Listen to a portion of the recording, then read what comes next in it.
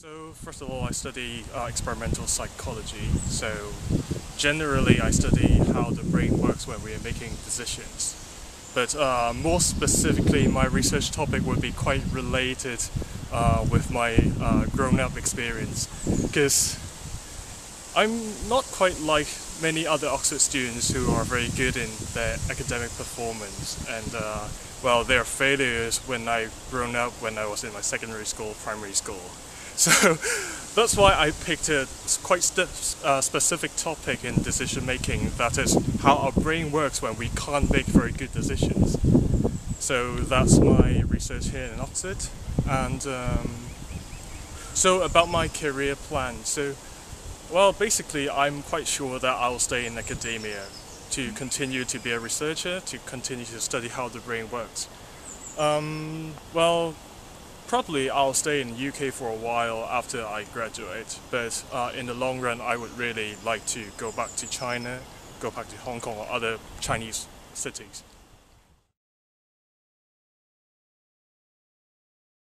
Why did I choose Oxford? So the answer could be of 2 points. One is maybe a more clever one is a more stupid one. So maybe start with the stupid reason, which is because, well, when I was looking for a PhD or DPhil study, so I look at the US, I look at the UK, and apparently the UK is much more attractive because you can get a PhD or DPhil within 3 years' time, which I think now, when I think back of this kind of thought, is quite naive kind of reason. But the other reason is really because I try to look up at a lab which do research that looks interesting to me. So which is the current lab that I'm studying at, which looks at decision making and how the brain works. So this is, I think, the main reason why I chose Oxford, because of my research interest.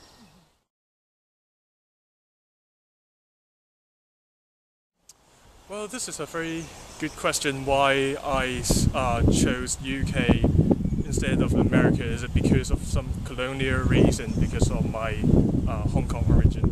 Well, at the beginning it wasn't something like that, but well, because I was staying in Hong Kong for most of my life, and although I spent half a year in America, I think I didn't really have too much understanding about America by that half a year's time.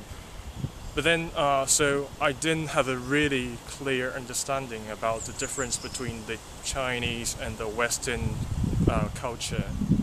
But then, so that's why once when I was here, I found a lot of differences between the UK and Hong Kong. But I can't really appreciate the similarities at the beginning when I came. But after, so this is the almost the end of my third year. So, but after a few years' time, I just realized that, well, actually, well, Hong Kong really have a lot of similarities with the British culture or the British infrastructure. Well, you can see very obvious examples, like in Hong Kong we have a very famous Peninsula Hotel, which is of the Western style of architecture. But then when you come to UK, when you are walking in London, you can see Peninsula Hotel everywhere in the city. So, well, actually there's something that, if you look at the details, there are many similarities between Hong Kong and Britain. But also there are quite also a lot of differences. It's just like when I first arrived, I was not really used to the dining habit, although now I think I have adapted a British stomach.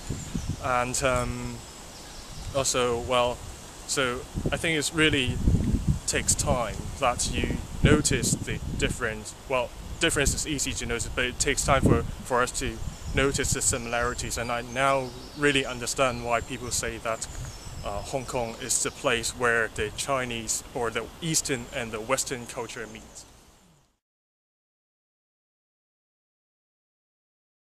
Well, apparently one key thing for being a Wolfson College member is like this very modern architecture here we have in this environment, with a pond or lake here with a swan below the camera, although the camera can't see it now.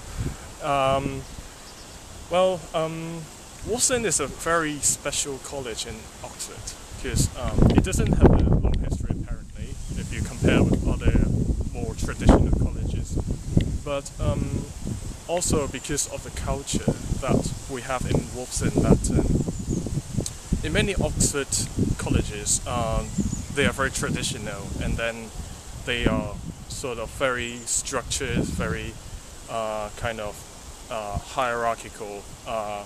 Let's say if for some common areas like common rooms, other colleges would have a very clear division about a junior common room, middle common room, or senior common room. But here in Wolfson, I think we don't have so many hierarchies, and we are more open. We maybe share more friendliness here.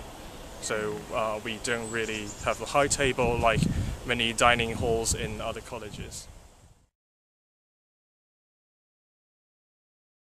I think one obvious change is that I appreciate more about culture and history. Not because of me myself suddenly have that insight, or I suddenly have the light bulb flash up, but it's more about my experience here because, well, as a Chinese student or Hong Kong student here, I work with my colleagues who are from Western backgrounds mainly, and they are very interested in where I come from. They are very interested in my culture difference with them. So they ask me quite often about question how we live in Hong Kong, how we live in China, what is about the history of us. And occasionally I was quite embarrassed that I wasn't able to answer some of their questions. And of course, because of that kind of embarrassment, I try to search for material, look up in the website, read some books. So in order to be able to understand more about those questions and be able to answer them.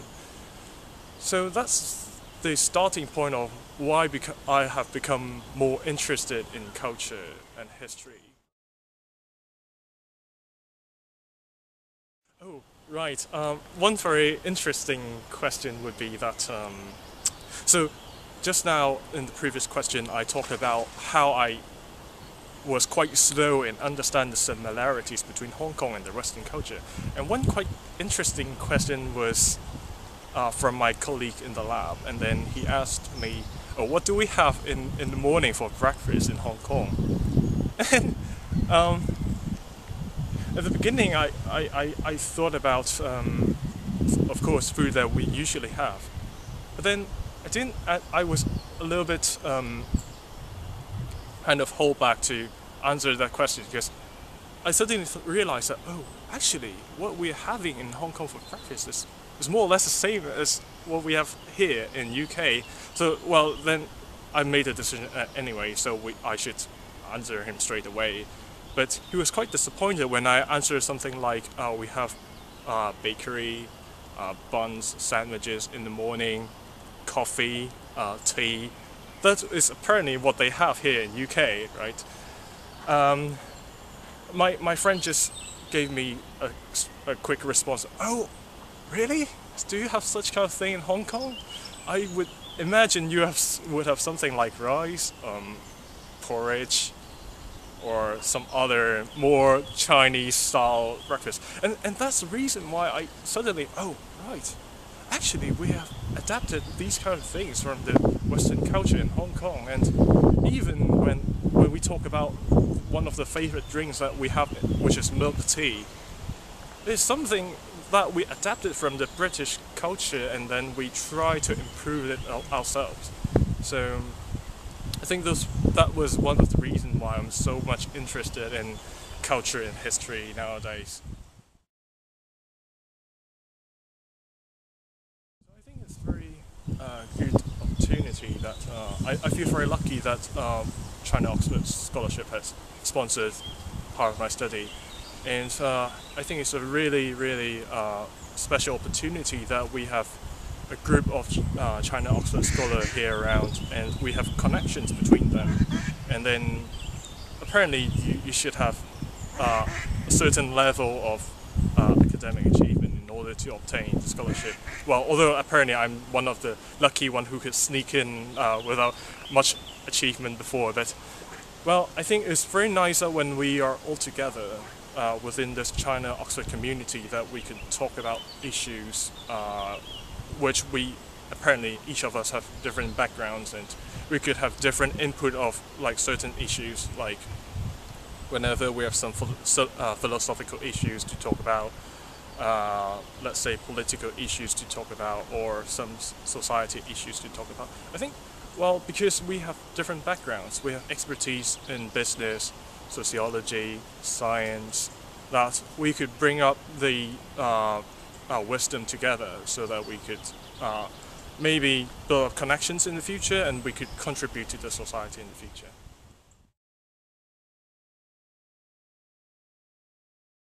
My message to people who, to encourage people to support food. Right, I think, well, one of the impression that people nowadays about China is that China is growing very rapidly and people may be becoming rich.